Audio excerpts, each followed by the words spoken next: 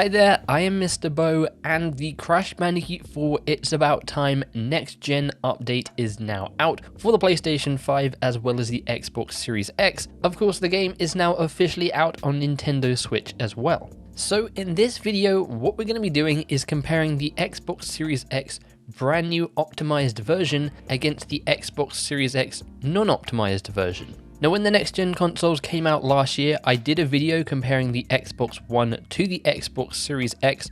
Obviously, that was the non-optimized version of the game. So if you want to see that, there'll be a link in the description or in the top right-hand corner card. But seeing as I don't have an Xbox One anymore, what we're going to be doing is comparing the non-optimized version and the optimized version and seeing what does this next gen update actually really do. So we have a few different comparisons lined up. Firstly, we're going to be taking a look at load times, loading into the dimensional map, and then we'll be loading into a level. And then from there, we'll be looking at side-by-side comparisons of the game and looking at how much better this game looks and feels. So firstly, let's take a look at loading into the dimensional map from the main menu of the game. As you can see, both gameplay is lined up here. The non-optimized version is on the left and the new next-gen update is on the right. And as you can see, there isn't really that big of a difference. Now, you're only really saving yourself just under a second. Now, when I did do the comparison versus the Xbox One, to get into the dimensional map takes around an extra 30 seconds, which is a pretty long time.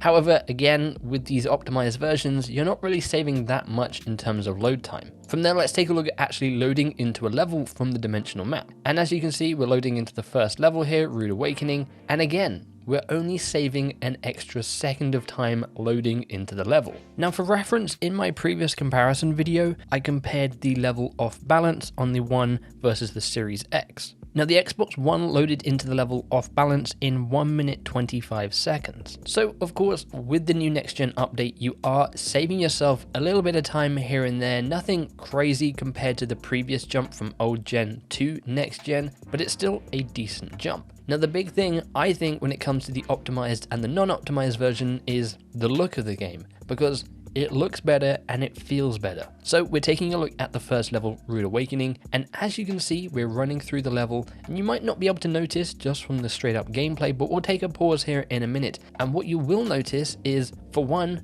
the shadows on the ground are much crisper. Just the overall look of the game is much crisper. There's more detail here. If we compare Crash's model itself, on the left it is a little bit blurred, and on the right it is more sharper. There's more definition to him. And another thing you will notice is I've done nothing to the picture quality. And this is something I noticed when I did my original comparison, is both the Xbox One version and the Series X version kind of looked a little bit washed out. There wasn't much contrast. It kind of had a green tinge to it. As you can see here, there is a lot more contrast in the optimized version, and that's really clear when we get to the flashback tapes in just a second. But as you can see, there is definitely a difference here in terms of look. And again, maybe it's just me, but it feels a lot smoother as well. The non-optimized version was apparently running at 60 frames, but I have a feeling maybe it wasn't a locked 60 frames because it definitely feels a lot, as I said, smoother and more fluid on the optimized version. As you can see, we're running through the cave here, and again, you can just tell there's more contrast, better lighting, better definition in the game itself. It's got higher quality textures as well, which is really awesome to see. This is the best we've ever seen Crash Bandicoot looking, and it really gets me excited for if we are getting a Crash 5 or another Crash game in the future, they'll be able to work on these next gen consoles from the beginning, and imagine what Crash will look like then. So from here, let's fast forward to the Polar section in one of the later levels. Now, this level has been a little bit of a controversial one because it's kind of hard to hit these crates when you're riding Polar, but thanks to the next gen update and just an overall patch to the last gen consoles as well, you can now hit one of the boxes in a stack of 4 and it will go and get all of the boxes, making this last section a little bit easier if you are someone like me who struggles with it. Again, you can just see better definition in the textures, better contrast overall. The game just looks better. Now, as I mentioned, somewhere you can see this really well is in the flashback tapes. As I mentioned, the Xbox One and the non-optimized version just felt a little bit washed out, and I would have to actually crank up the contrast when making videos. But as you can see from this side-by-side comparison, it's better now. a whole lot better. I won't actually have to change anything when making videos for Crash in the future. Another thing you may also be able to notice here is Crash just looks a little bit faster when jumping on crates. Maybe it's just my eye, but he definitely looks like he's just bouncing a little bit quicker and moving a little bit quicker, and maybe that is because it is now locked 60 frames per second, and I don't know again if it was on the non-optimized version. Now what you are seeing here is 1080p. Unfortunately, I don't have the ability to record 4K. I can imagine this game looks absolutely stunning in 4K, but even still, it looks amazing. The art style for this game really lends itself to a good looking game, whether you're watching it at 1080 or even 4K. So let's just take a look at straight up non-optimized gameplay. This is the final boss battle in the game, and it looks pretty decent.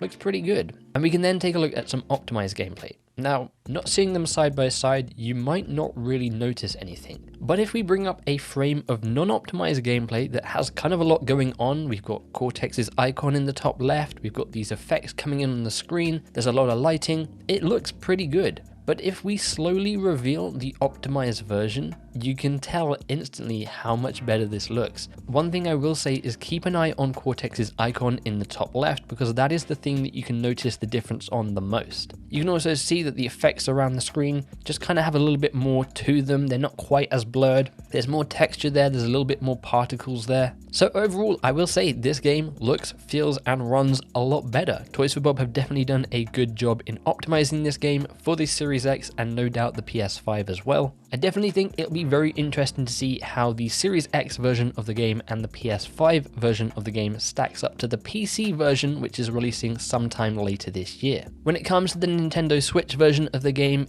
it seems like you're probably going to be getting the experience that you would get on the PS4 and the Xbox One. You're not going to be getting the detail you're getting on these optimized versions, and you're definitely not going to be getting those load times, unfortunately. But there you have it. That is a side-by-side comparison of the non-optimized version and the optimized version for the next-gen Series X console. Let me know in the comments below, what do you think about this upgrade? Now, while it is a bit of a subtle difference, it's definitely there and it's definitely a big improvement, especially over that last-gen console. So let me know in the comments below. Are you someone who is still on the Xbox One or the PS4 and you're waiting to get a next-gen console so you can get this optimized version of the game? Maybe you're someone who hasn't even played Crash 4 yet, you're waiting for the Nintendo Switch version, or maybe you're someone like me who's been waiting for Crash 4 to take full advantage of your new next-gen console. Let me know in the comments below. If you did enjoy this video or if you found it helpful, then consider clicking that like button, and if you're not already, consider subscribing as well for more gaming content and coverage. If you'd like to, you can stay up to date with myself at MisterBo on Twitter.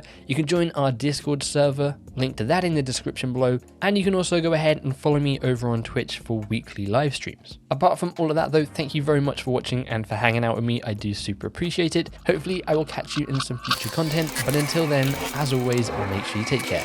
Bye bye.